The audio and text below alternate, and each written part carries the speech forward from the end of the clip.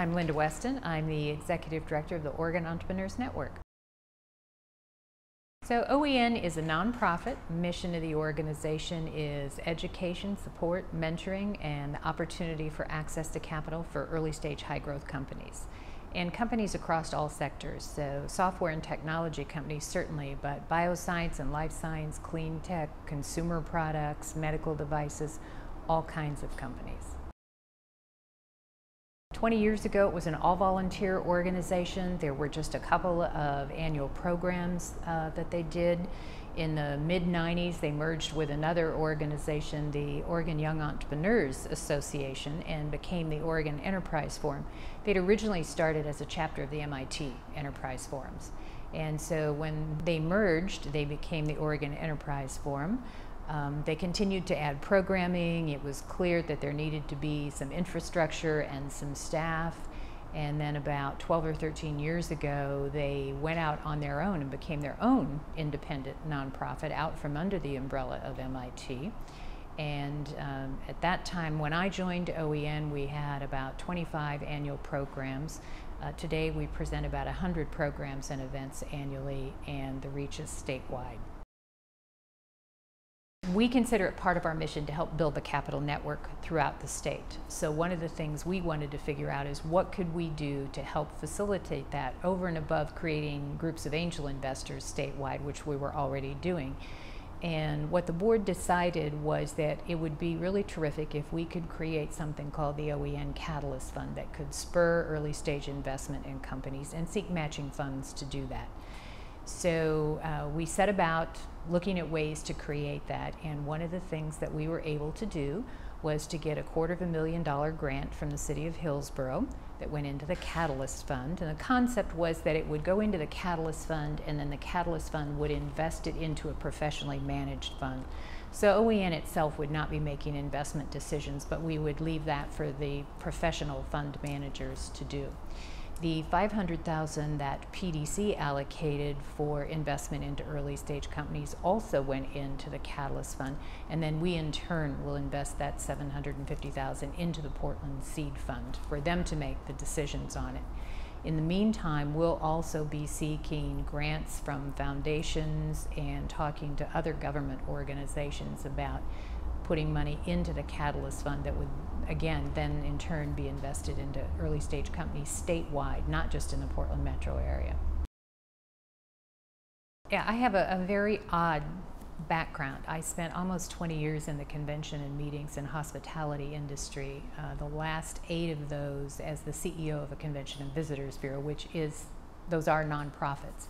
And I was recruited out of there to come to Portland and be the general manager for a startup women's pro basketball team. And what I have said is, you don't get a lot more entrepreneurial than that. We started with literally nothing, and in about 90 days had 9,000 people in the stands on opening night. So I understand what entrepreneurs go through when they're launching a company. You have to, you don't have any money, and so you have to find strategic partners, you have to do grassroots marketing, you have to find people who know how to do the things that you don't know how to do. You better be committed because you're going to work about 100 hours a week without break, and if you're not passionate about it, then it's not going to work. And although we did well here in Portland, the league was underfunded and the league failed. And so I wanted to stay in Portland and in my own networking to see what might be a next opportunity. I met the woman who was the board chair of OEN, and I had a really odd skill set. I knew how to run a nonprofit, but I'd also been an entrepreneur. And that was just about the stage where OEN was ready to shift from a mostly volunteer organization to one that had some professional infrastructure. So it was a really good fit. I absolutely do empathize with entrepreneurs. I get it. I know what they're going through.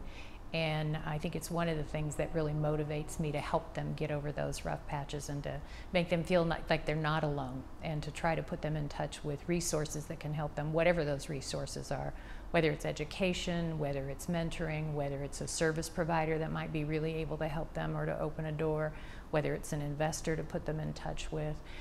If it's just somebody for them to talk to sometimes is very important for them to know that they're not alone. I think there's a lot of really exciting things going on with innovators and entrepreneurs right now. There's been a really interesting dichotomy between what I would call the regular economy and the innovation economy. There are more entrepreneurs than ever, there are more great ideas than ever, and there's a lot more investment in those ideas occurring than there might have been a few years ago. I mean, there are wonderful things like the Portland Seed Fund, like PI that Wyden and Kennedy started, which is terrific to have the participation not only of them, but of their client base to help those young companies grow. There are a lot of things that are going on. There are accelerators springing up all over the state to really give hands-on help to companies, and I think that's really important, preparing them to be investable, or if they don't want to take outside investment, to prepare them for growth so that they can self-fund with their growth revenue. There are a lot of very exciting things going on in a really wide variety. We're seeing not only software and technology and mobile app companies, but a lot of activity in consumer products, bioscience and life science, clean tech, medical devices, which I think is also a very healthy thing for the state in terms of diversifying the economy and the job growth. I think one of the most important pieces of advice is to listen to the people who can help you. You can't do it by yourself. There are a lot of folks out there who can mentor and coach you, who may be able to open doors for you, who may be able to introduce you to potential funders, to potential strategic partners. And it's really important to be willing to take that coaching and to take that help.